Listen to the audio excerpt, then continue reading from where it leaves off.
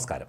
ജനാധിപത്യപരമായി പ്രതിഷേധിക്കുന്ന യുവാക്കളോട് സംസ്ഥാന സർക്കാരിൻ്റെ സമീപനം ക്രൂരമാണെന്നും അതിൻ്റെ തെളിവാണ് രാഹുൽ മാങ്കൂട്ടത്തിലിൻ്റെ അറസ്റ്റെന്നും പ്രതിപക്ഷ നേതാവ് വി.ഡി. സതീശൻ കുറ്റപ്പെടുത്തി. അക്രമം ആഹ്വാനം ചെയ്തു എന്നതാണ് അദ്ദേഹത്തിനെതിരായ കേസ്. അങ്ങനെയെങ്കിൽ ആദ്യം കേസെടുക്കേണ്ടത് മുഖ്യമന്ത്രിക്കെതിരെയാണ്. FIR ഉൾപ്പെടുന്ന വധശ്രമം എന്ന് പറഞ്ഞ വിഷയം മുഖ്യമന്ത്രി രക്ഷാപ്രവർത്തനം എന്ന് പറഞ്ഞതാണെന്നും അദ്ദേഹം പറഞ്ഞു. ചെടിച്ചട്ടി കൊണ്ട് തലക്കടിക്കൽ തുടരണം എന്ന കലാപാഹ്വാനം നടത്തിയത് മുഖ്യമന്ത്രി പിണറായി വിജയനാണെന്ന് വി.ഡി. സതീശൻ വിമർശിച്ചു. നിരന്തരം വാർത്താമാധ്യമങ്ങളിലൂടെ മുഖ്യമന്ത്രിയെ വിമർശിക്കുന്നതുകൊണ്ടാണ് രാഹുൽ മാങ്കൂട്ടത്തിലിനോട് മുഖ്യമന്ത്രിക്ക് വിരോധമുണ്ടായതെന്നും അദ്ദേഹം പറഞ്ഞു. രാഹുൽ മാങ്കൂട്ടത്തിലിനോട് കണ്ടോൺമെൻറ് CI പെരുമാറിയത് വളരെ മോശമായും ക്രൂരവുമായിട്ടാണ്. ഞങ്ങൾക്കറിയാം എന്ന് മാത്രമേ പറയുന്നുള്ളൂ. MV ഗോവിന്ദൻ പറയുന്നത് വ്യാജ മെഡിക്കൽ സർട്ടിഫിക്കറ്റ് ഹാജരാക്കി എന്നാണ്. ഗോവിന്ദൻ സ്ഥിരമായി വിവരക്കേട് പറയുന്നയാളാണെന്നും തിരുവനന്തപുരം നഗരത്തിലെ പ്രധാനപ്പെട്ട ആശുപത്രിയിലെ ഡിസ്ചാർജ് സമ്മറി എങ്ങനെയാണ് വ്യാജരേഖ ആകുന്നതെന്നും വി.ഡി. സതീശൻ ചോദിച്ചു.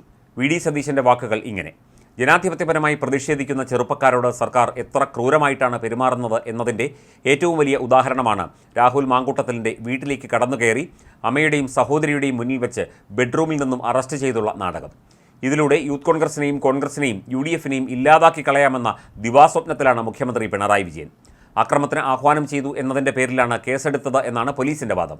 അങ്ങനെയെങ്കിൽ ചെടിച്ചട്ടി കൊണ്ടും ഹെൽമറ്റ് കൊണ്ടും ഇരുമ്പുവടി കൊണ്ടും യൂത്ത് കോൺഗ്രസ്സുകാരെ വധിക്കാൻ ശ്രമിച്ചെന്ന് പോലീസ് FIR ഇട്ട സംഭവം രക്ഷാപ്രവർത്തനമാണെന്ന് പറഞ്ഞ് കലാപത്തിന് ആഹ്വാനം ചെയ്ത പിണറായി വിജയനെതിരെയാണ് ആദ്യം കേസെടുക്കേണ്ടത്. നവകേരള സദസ്സുമായി ബന്ധപ്പെട്ട എല്ലാ അക്രമങ്ങൾക്കും മർദ്ദനങ്ങൾക്കും കാരണം പിണറായി വിജയൻ്റെ കലാപാഹ്വാനമാണ്. തലയ്ക്കടിയേറ്റ ആശുപത്രിയിൽ 4-5 ദിവസം കഴിഞ്ഞ ശേഷമാണ് രാഹുലിനെ ഡിസ്ചാർജ് ചെയ്തത്. അതിനു മുൻപ് രാഹുൽ തിരുവനന്തപുരത്ത് ഉണ്ടായിരുന്നു. ജയിൽ സന്ദർശനം ഉൾപ്പെടെ നിരവധി പരിപാടികളിൽ പങ്കെടുത്തിട്ടുമുണ്ട്. അപ്പോഴൊന്നും അറസ്റ്റ് ചെയ്യാതെ വീട്ടിൽ കയറി അറസ്റ്റ് ചെയ്യണമെന്നത് രാഷ്ട്രീയ തീരുമാനമാണ്. അത്രമാത്രം പകയും വിദ്വേഷവുമാണ് പിണറായിക്ക്. വാർത്താമാധ്യമങ്ങളിലൂടെ പിണറായി വിജയനെയും സർക്കാരിനെയും രൂക്ഷമായി വിമർശിച്ചതിലുള്ള വൈരാഗ്യവും വിരോധവുമാണ് അറസ്റ്റിലൂടെ തീർത്തത്. ഇങ്ങനെ വൈരാഗ്യം തീർത്താൽ മുഖ്യമന്ത്രിയുടെ മനസ്സിന് സുഖം കിട്ടുമായിരിക്കും. ഇന്നലെ വെളുപ്പാൻ കാലത്ത് രാഹുൽ മാങ്കൂട്ടത്തിലിനെ മാത്രമല്ല കേരളത്തിലെ യുവചൈതന്യത്തെ മുഴുവനായിട്ടാണ് പിണറായിയുടെ പോലീസ് ഉണർത്തിയത്. യൂത്ത് കോൺഗ്രസിനെയും UDF യുവജന സംഘടനകളെയും UDF-നെയും കുറെ കൂടി ഊർജ്ജസ്വലരാക്കി എന്നതാണ് രാഹുലിൻ്റെ അറസ്റ്റിലൂടെ ഉണ്ടായത്. അദ്ദേഹത്തെ വീട്ടിൽ നിന്ന് അറസ്റ്റ് ചെയ്ത് ജയിലിൽ കൊണ്ടുവരുന്നതുവരെ കണ്ടോൺമെൻറ് SHO മോശമായും ക്രൂരമായും പെരുമാറി. മുകളിൽ നിന്നുള്ള നിർദ്ദേശമനുസരിച്ച് യൂത്ത് കോൺഗ്രസ് അധ്യക്ഷനോട് പെരുമാറാൻ പാടില്ലാത്ത ഭാഷയിലും രീതിയിലുമാണ് അയാൾ പെരുമാറിയത്. അതേക്കുറിച്ച് മറ്റൊന്നും പറയുന്നില്ല. ഇതൊന്നും സമരം ചെയ്തതിൻ്റെ പേരിൽ രാഷ്ട്രീയ നേതാക്കളോടും പ്രവർത്തകരോടും കാട്ടേണ്ട സമീപനമല്ല.